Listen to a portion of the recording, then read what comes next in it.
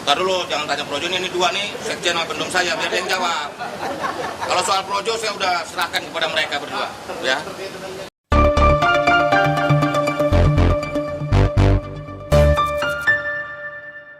Ya, selamat sore. Berjumpa lagi dengan Om Ben. Salam seger waras.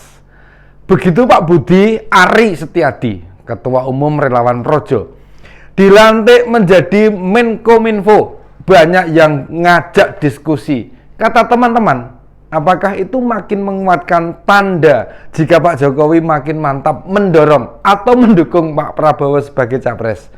Dibandingkan memilih Pak Ganjar, kebetulan dalam 2-3 minggu terakhir, Presiden lebih sering bertemu dengan Menteri Pertahanan dibandingkan dengan bertemu Gubernur Jawa Tengah itu. Menjawab pertanyaan itu, sebenarnya gampang saja. Suka sanepan atau kasih kode-kode. Namun kadang kode itu bisa multi tafsir, seperti dilantiknya Pak Budi Ari Senin kemarin. Bagi yang memperhatikan betul, justru posisi Menkominfo ini kan posisi panas. Mengapa? Terbongkarnya kasus korupsi 8 triliun itu jelas kasus besar. Dugaan korupsinya besar sekali. Dan jika penggantinya Pak Joni G. Plate tidak menguasai bagaimana mau menangani proyek yang ada masalah, kemudian membenahinya, bisa-bisa Pak Budi Ari malah terseret arus. Dan pelantikan pria yang sebelumnya menjabat wakil menteri desa itu tidak sekonyong-konyong bisa dimaknai Pak Presiden mendukung Pak Prabowo. Itu terlalu jauh. Bisa jadi nih, ada pertimbangan-pertimbangan khusus yang kita semua belum tahu. Mestinya kita lebih menyoroti sisi sebaliknya. Sikap dan pernyataan-pernyataan Presiden sudah jelas jika mendukung Pak Ganjar sebagai capres. Bukankah beberapa kali Pak Jokowi mempertanyakan kebijakan Pak Prabowo? Seperti mempertanyakan proposal damai konflik Ukraina-Rusia. Pengadaan di Kemenham yang mencapai puluhan triliun. Bahkan beliau mewanti-wanti pengadaan beberapa alutsista di Kemenham menyebabkan kebutuhan biaya pemeliharaan membengkak jadi 21 triliun. Ditambah pernyataan Pak Prabowo dalam sebuah wawancara, menyampaikan dalam upaya memerangi korupsi di pemerintahan yaitu dengan penambahan gaji. Jelas kebijakan dan statement capres dari Gerindra itu tidak memperlihatkan atau memperlihatkan bahwa dirinya mengerti benar manajemen pemerintahan. Kalau manajemen pemerintahan saja tidak tahu, bagaimana dengan mau memahami tentang tantangan pengelolaan uang negara? Lalu apa kaitannya dengan Projo? Lebih tepatnya Pak Budi Ari. Sebelumnya melalui Pak Budi Ari sempat menyatakan jika Pak Jokowi cenderung memilih Pak Prabowo.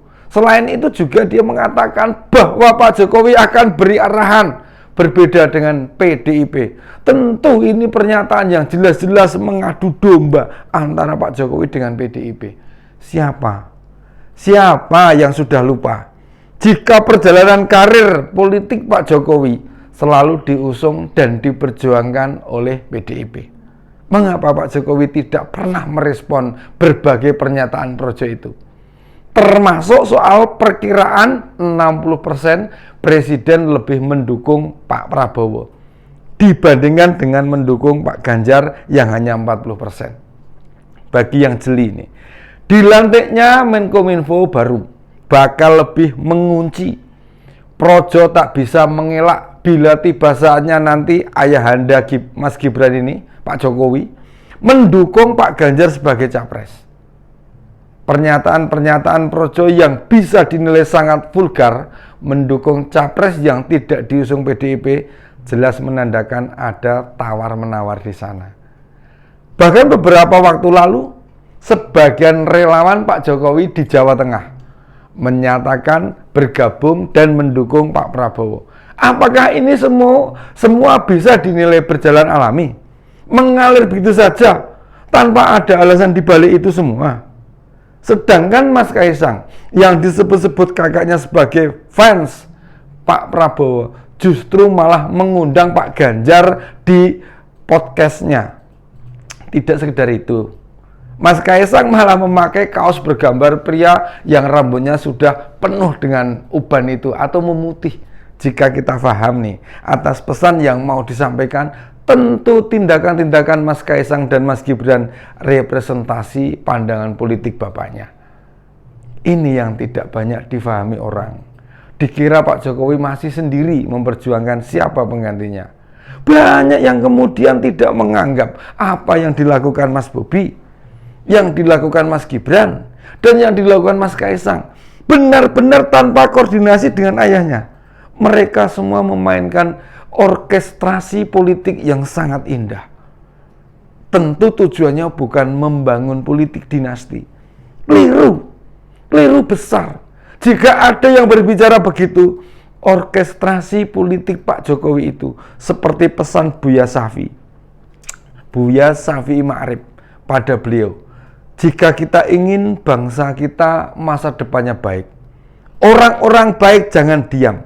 Kita tahu benar Buya Syafi'i jadi salah satu mentor Pak Jokowi dalam melakukan tindakan-tindakan politik.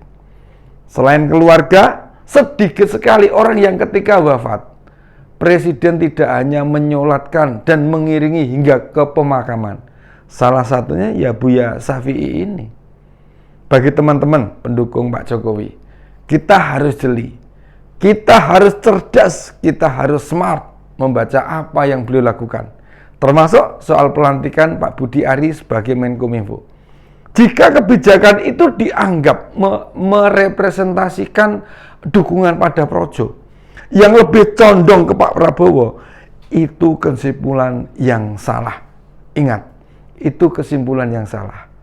Pendaftaran Capres tinggal 3 bulan lagi. Dengan demikian, bila tiba saatnya nanti Pak Jokowi lebih firm dukung Pak Ganjar, otomatis Pak Budi Ari terkunci di sana. Apalagi bila sudah ada negosiasi dengan Pak Prabowo.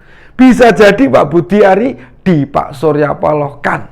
Kayaknya jadi pendukung pemerintah, tapi dianggurin, dicuekin, tidak diajak bicara lagi.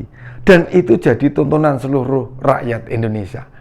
Akibatnya apa? Akibatnya yang bakal dipetik, ya banyak relawan di daerah yang bakal balik badan, berbalik arah. Tidakkah kita tahu berapa kader Nasdem yang cabut gegara mereka usung Pak Anies Baswedan? Konflik internal tak berkesudahan, capres mereka Pak Anies mati kutu, bicara apapun tidak pernah direspon positif oleh masyarakat Indonesia. Saking bingungnya mau ngapain. Pada minggu kemarin di acara apel siaga Nasdem, mantan Gubernur DKI lebih banyak berdoa dibandingkan menyampaikan pokok-pokok pikirannya. Itu menunjukkan kebingungan capres koalisi perubahan, sebuah pertarungan pilpres yang mengasihkan itu untuk tahun 2024. Nih, saat banyak pihak menyoroti bakal pada siapa dukungan Pak Jokowi diberikan, beliau malah banyak mengaburkan dukungan. Bagi masyarakat awam kayak tidak jelas, namun bagi yang jeli sudah banyak sinyal yang diberikan.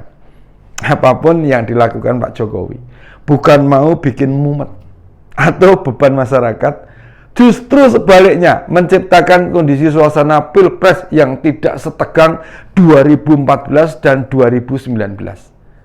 Sebuah permainan politik tingkat tinggi, dan jangankan kita, rakyat jelata, elit politik saja banyak yang gagap, keliru baca arah, sampai parpol sebesar Golkar